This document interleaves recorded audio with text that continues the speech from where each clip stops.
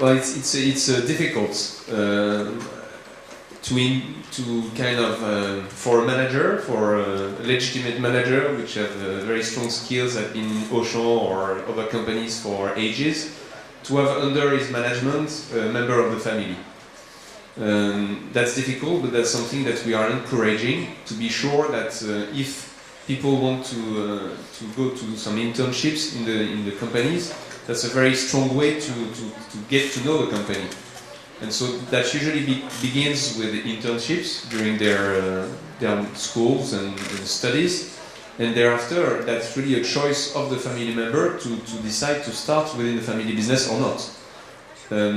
And then we try to identify the best managers, the managers who have the right skills to accept the fact that he has to deal with a young member of the family, but as well bear in mind that he needs to give maybe a bit more care in terms of keys, helping him to grow a bit faster. That's something that is encouraged as well. Now, again, as I mentioned at the beginning, there is no better rights for him than the others. So if he's not successful, he's not successful. And it's even harder to tell a family member you're not successful and you need to go. But that's how things needs to be done. Otherwise, it completely decriminalizes the shareholder. And so there has been some issues with that.